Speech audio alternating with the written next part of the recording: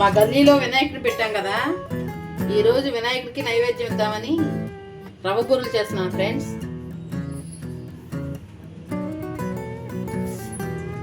100 గ్రాముల నెయ్యి,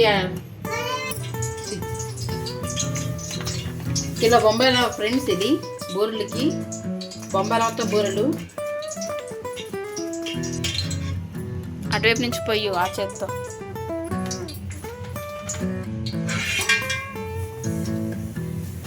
నెయ్యిలో వేయించుకోవాలి రవ్వని.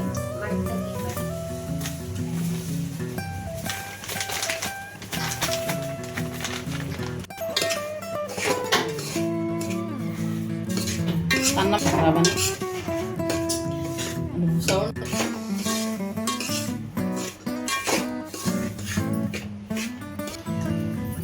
ఇప్పుడు 4 గ్లాసులు రవ్వ అయితే 8 గ్లాసులు వాటర్ అయినా పాలైనా కలిపి పోసుకోవాలి.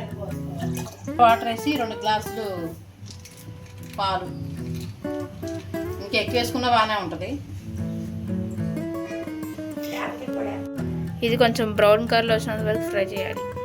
యాలకులు కూడా వేయించుకోవాలి. ఇలాచి పౌడర్.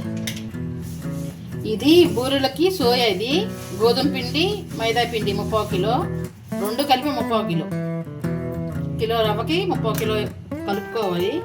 ఇందులో కొంచెం సాల్ట్ పంచదార వేసుకొని వేడి నీళ్ళు కొద్ది పోసుకొని గోరువెచ్చని నీళ్ళు కలుపుకోవాలి. కలుపుకొని పక్కన పెట్టుకోవాలి. చిరుకుది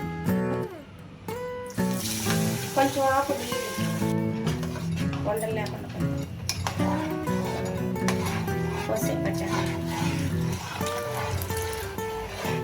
బాయిల్ చేసుకున్న మిల్క్ వాటర్ యాడ్ చేసుకోవాలి. రవ్వకి లమ్స్ లేకుండా కలుపుకోవాలి.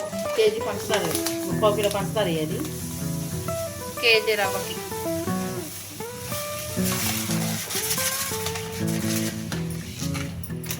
చేసుకున్న తర్వాత పొయ్యి ఆపేసుకోవాలి. ఇది చల్లారిన తర్వాత ఉండలు చుట్టుకోవాలి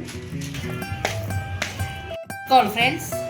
వీటిని తీసుకెళ్ళి సోయిలో పోసుకొని అవి మళ్ళీ పెనంలో వేసుకోవాలి. అప్పుడు బూర అవుతుంది. నూనెలో వేయించుకోవాలి. పెనంలో అంటే ఆయిల్ వేడి చేసుకోవాలి.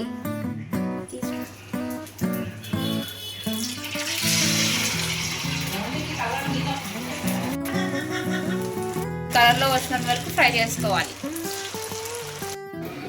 దేవుడికి నైవేద్యం సిద్ధమైంది ఫ్రెండ్స్.